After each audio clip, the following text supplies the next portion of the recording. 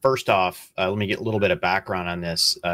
Lenovo, because it's a company based out of China, gets more scrutiny than other U.S.-based and Western European-based companies on security.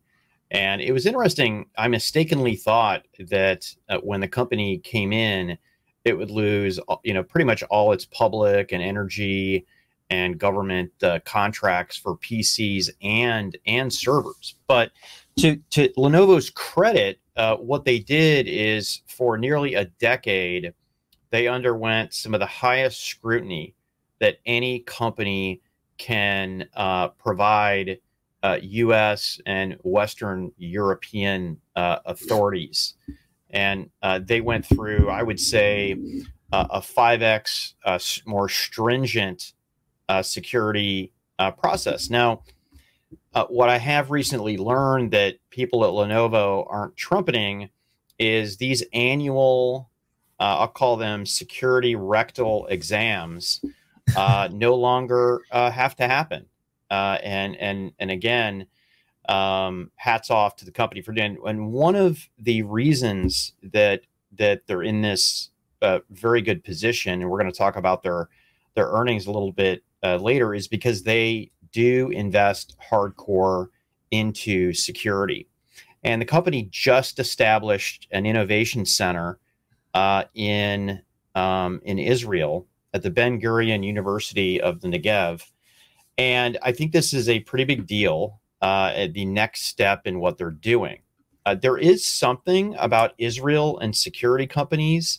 I mean, literally, they're all over like kudzu. And it makes sense if you look at, first off, you have on all sides, they are surrounded by people who want to kill them.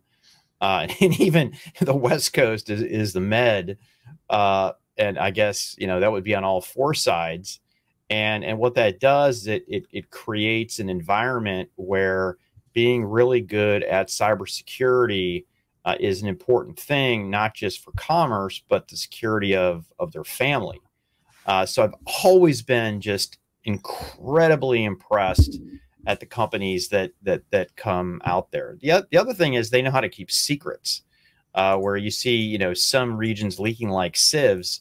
And I attribute that a lot to the required military service. I think it's 4 years for every man and woman to go into. But net, this the center is really focused on the next generation, which is about this zero trust security architecture that we've talked about a lot, and also the below the operating system security. I do believe, having talked to the principals all the way up to the CEO level at Lenovo, is that it does believe in security by design. And I'm not saying that other companies don't. I just want to reinforce that I believe that Lenovo does. So I think this is a good next step in its evolution of its security capabilities, and I think it did it in an incredible country that is noted for cutting edge security innovation. Yeah, I think you hit most of this one, Pat. I think that what I would add that's maybe worth noting or just kind of double clicking on is Lenovo having its ties, traded on the Hang Seng, Chinese company, has a very big and robust operation in the U.S., but obviously that has always made it more susceptible to scrutiny.